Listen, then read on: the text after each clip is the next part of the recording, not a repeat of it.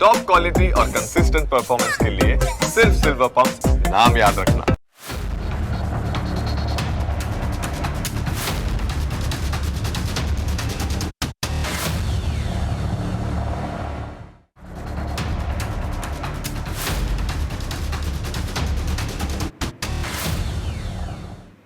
ભારતમાં દૂધ એ માત્ર સફેદ પ્રવાહી નથી, બલકે દૂધ એટલે કે શુદ્ધ ભરોસો છે, જે દરરોજ સવારે આપણા ગ્લાસમાં છલકાય છે.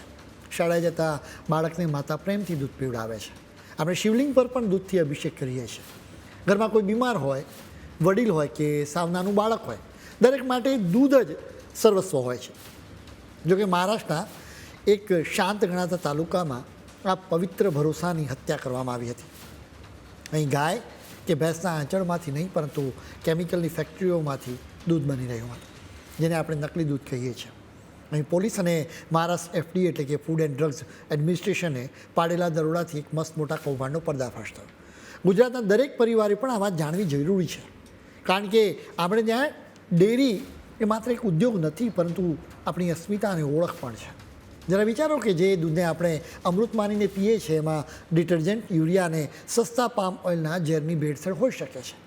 મહારાષ્ટ્રના એ નાના એવા વિસ્તારમાં ચાલી રહેલા કાળા કારોબારે આખા દેશમાં ચિંતા જગાવી છે.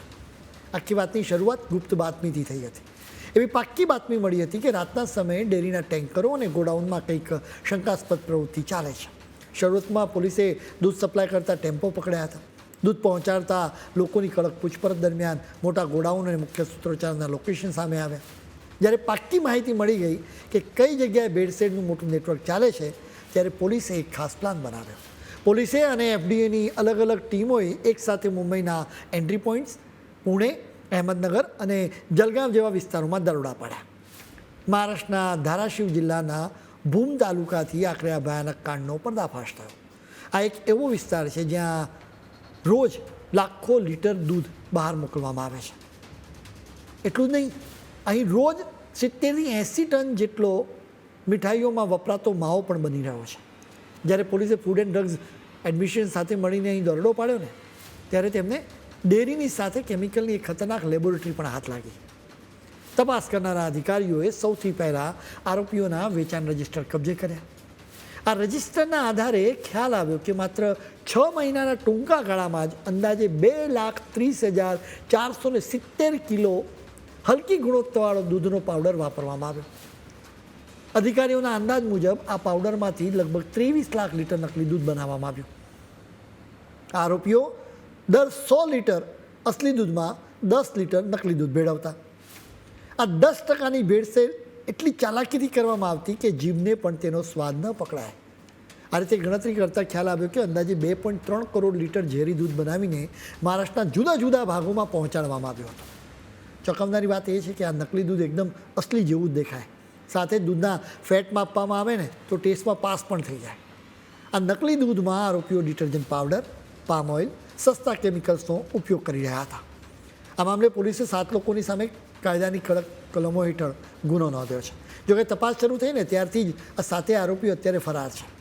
હવે આ કેસમાં તપાસ માટે SIT એટલે કે સ્પેશિયલ ઇન્વેસ્ટિગેશન ટીમ બનાવવામાં આવી છે. અધિકારીઓએ દરોડા પાડીને નકલી દૂધ પાવડરની 61 ગુણ જપ્ત કરી. પ્રાથમિક તપાસમાં સામે આવ્યું છે કે બાલાસાહેબ ગોળગે નામનો એક માણસ ભૂમ વિસ્તારની અનેક ડેરીઓમાં આ નકલી દૂધ પાવડર સપ્લાય કરતો હતો, જેથી ત્યાં ઝેરી અને ભેળસેળવાળું દૂધ તૈયાર કરી શકાય. ફૂડ સેફ્ટી એક્ટ હેઠળ આ ગુનો ખૂબ જ ગંભીર ગણાય છે. જો કોઈ વ્યક્તિ દૂધમાં આવી જીવલેણ ભેળસેળ કરતાં પકડાઈ જાય તો તેને 10 લાખ રૂપિયા સુધીનો દંડ થઈ શકે છે. એટલું નહીં, તેને આજીવન કેદની સજા પણ થઈ શકે છે. હવે સવાલ એ થાય કે મહારાષ્ટ્રમાં બનેલી આ ઘટનાથી આપણે ગુજરાતવાળાઓએ કેમ સાવધાન રાખવાની જરૂર છે. આપણું ગુજરાત તો શ્વેતક્રાંતિની ભૂમિ છે, અમૂલનું મોસાળ છે. અહીં પેઢીઓથી દૂધ એટલે શુદ્ધતા અને આત્મનિર્ભરતાનું પ્રતીક મનાય છે. પરંતુ આ ભેળસેળ કરનારાઓ કોઈ રાજ્યની સરહદો જોતા જ નથી. દૂધ પાવડરમાં સસ્તા કેમિકલ ભેળવીને તેને ગમે ત્યાં મોકલી શકાય છે. એટલે કે મહારાષ્ટ્રમાંથી ભેળસેળવાળું દૂધ ગુજરાતમાં પણ આવી શકે. અમદાવાદ કે સુરતમાં બેસીને જ્યારે તમે દૂધનો ગ્લાસ હાથમાં પકડો ને, ત્યારે માત્ર આંખે જોઈને એ ખબર નથી પડતી કે આ દૂધ ગાયનું છે, ભેંસનું છે કે પછી કેમિકલના બેરલમાંથી આવ્યું છે. એટલા માટે જ આ કિસ્સો માત્ર પડોશી રાજ્યનો નથી રહ્યો, પરંતુ આપણા દરેકના રસોડા માટે એક બહુ મોટી ચેતવણી છે. મહારાષ્ટ્રના એક અધિકારીના લીધે જ આ કાળી સચ્ચાઈ સામે આવી શકે છે. મહારાષ્ટ્રના ફૂડ એન્ડ ડ્રગ્સ એડમિનિસ્ટ્રેશનના કમિશનર તુકારામ મુંડેએ આ આખી સિસ્ટમને ક્લીન કરવાનું બીડું ઝડપ્યું છે. મે 2026ના અંતમાં ચાર્જ લેતાની સાથે જ આ આઈએસ અધિકારીએ સપાટો બોલાવ્યો. તેમણે પહેલાં જ દિવસની દૂધની આખી સપ્લાય ચેનની તપાસ શરૂ કરી હતી. વાત માત્ર દૂધ પૂરતી સીમિત નથી. શિરડી જેવા પવિત્ર યાત્રાધામમાં પણ સાંઈબાબાના મંદિર પાસે વેચાતા 700 કિલોગ્રામ જેટલા ભેળસેળવાળા પ્રસાદના પેંડા જપ્ત કરીને નાશ કરવામાં આવ્યા. મુંબઈનું ફેમસ કે રુસ્તમ આઈસ્ક્રીમ પાર્લર પણ હાઇજીનના નિયમો તોડવા બદલ બંધ કરી દેવાયું. નાગપુરમાં એક સ્વીટ માર્ટ એટલે કે મીઠાઈની દુકાનમાં મરેલો ઉંદર મળતા લાયસન્સ સસ્પેન્ડ થયું. તો મુંબઈની જાણીતી નૂર મોહમ્મદી અને શાલીમાર જેવી રેસ્ટોરન્ટ્સ પણ ગંદકી બદલ ઝપેટમાં આવી ગઈ. કાયદાનો ભંગ કરતી 21 જેટલી બ્લડ બેન્કોના લાયસન્સ પણ રદ કરી દેવાયા છે. હવે સૌથી મોટો સવાલ એ છે કે સામાન્ય માણસ ઘરે બેઠા કેવી રીતે ઓળખે કે દૂધ અસલી છે કે નકલી? લેબોરેટરી ટેસ્ટનો કોઈ વિકલ્પ જ નથી, પરંતુ ઘરમાં કેટલીક દેશી ટ્રિક્સ ચોક્કસ અજમાવી શકાય. અસલી દૂધમાં એક કુદરતી મીઠાશ હોય, પણ જો દૂધમાં ડિટર્જન્ટ હશે ને તો સહેજ કડવું કે સાબુ જેવું લાગશે.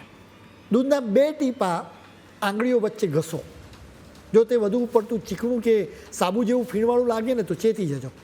આ સિવાય દૂધ ઉકાળતી વખતે જો એનો રંગ બદલાય કે તે ફાટી જાય અથવા તો બોટલમાં જોરથી હલાવતા સાબુ જેવું ઘટ્ટ ફીણ વળી જાય અને લાંબો સમય રહે તો સમજી લેવું કે દાળમાં કંઈ કાળું છે. આ કેમિકલવાળું દૂધ આપણા શરીરને કેવી રીતે ખોખલું કરે છે એ જાણીને ધ્રુજારી છૂટી જશે.